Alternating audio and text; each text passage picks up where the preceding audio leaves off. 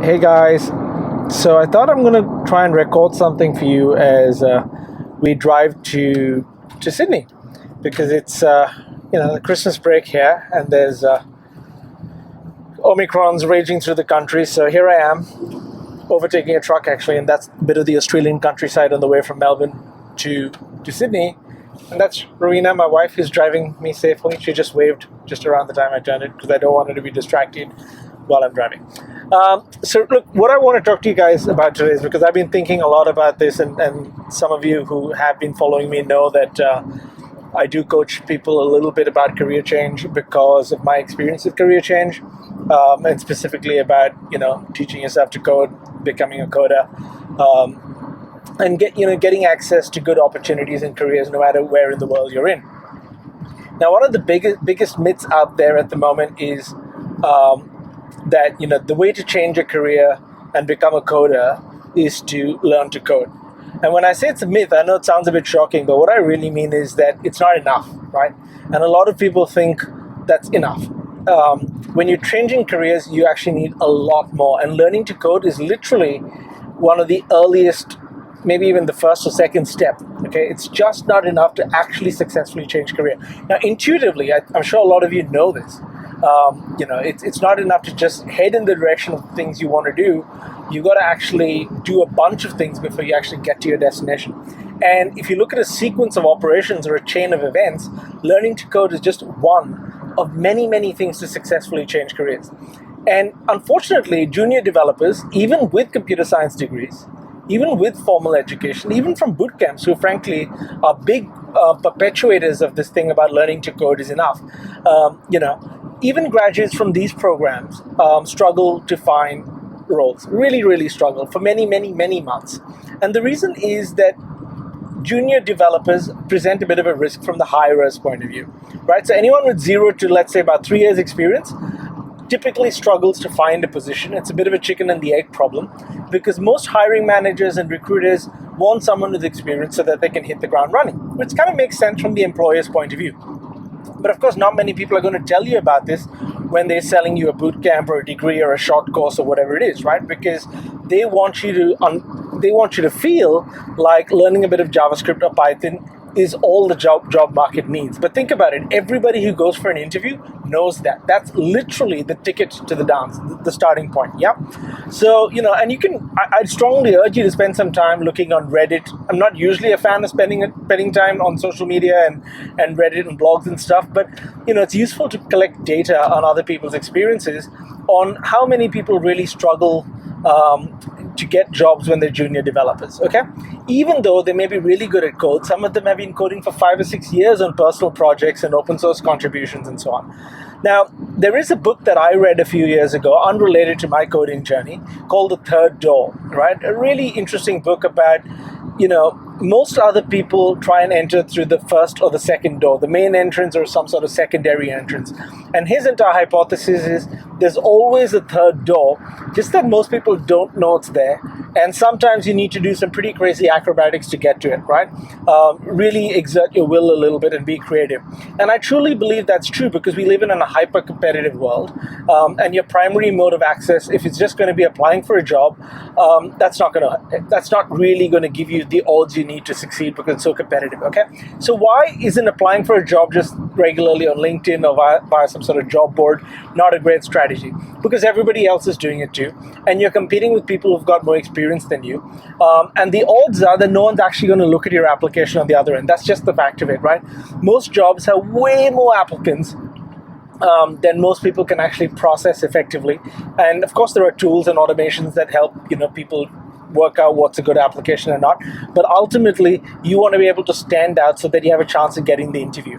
Now, on that point, getting to interview is a major skill in itself. And it's not an easy thing because it depends where you are in the world and what sort of techniques you need to use to access the job market.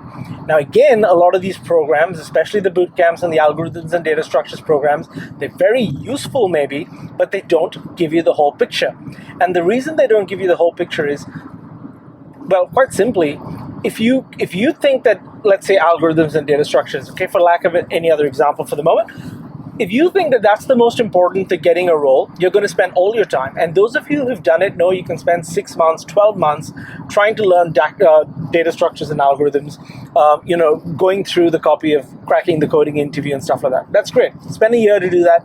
You're feeling ready, and now you have a problem, right? The problem is you're all dressed up with nowhere to go.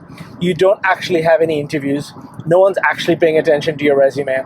This happens very often with people who graduate from boot camps, right? And the reason I know this is even before I left the law and left the business world and went into coding, I was on the hiring side. I know how hiring works. I worked with HR people. I understand what it's like to actually hire talent, right? And everyone who comes in for the interview has a baseline level of talent.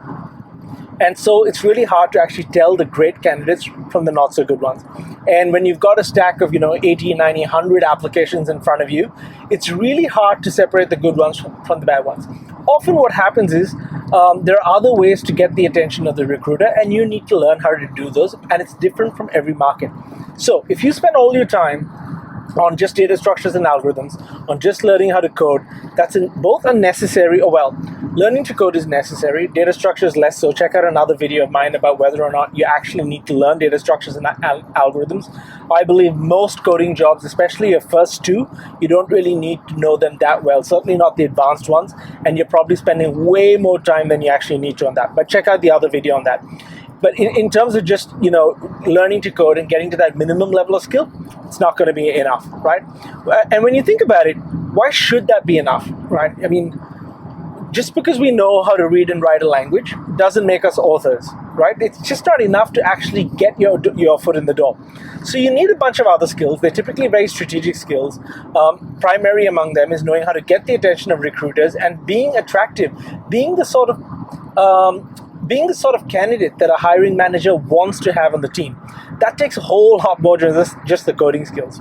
So there are a lot of things to learn, and unfortunately, while any line of code, so if you and I write a line of code in JavaScript or Python, any language, right? I'm just picking it up as an example. It doesn't matter whether you're in North America, whether you're in Bangladesh, whether I'm in Australia or you're in Nepal. It doesn't matter. You write the same line of code, I write the same line of code, we'll get the same result, okay? But you and I go to the same job, we're not going to get the same results. And that's because, unlike code, life doesn't work in a deterministic way, right? The same input does not guarantee the same output. So in learning to code, we often get, and I know I fell into this trap for 4 years, I was wondering why at the end of my coding courses, or when I finished reading a book or doing a course of some sort, I didn't actually feel like I knew as much as I expected to when I started, right? I didn't actually feel confident or comfortable. And I certainly didn't think that I was going to be employable. And so I didn't even bother to apply for a while because I knew I wasn't employable because I'd been on the hiring side. It was only in my 4th attempt when I understood exactly what minimum I need to do in order to be attractive to the job industry. And then I applied for 4 roles and got all 4 offers. But even those 4 roles that I applied for were very strategically done. There was an entire process behind that, okay? And learning to code, done and dusted, was done some time before that.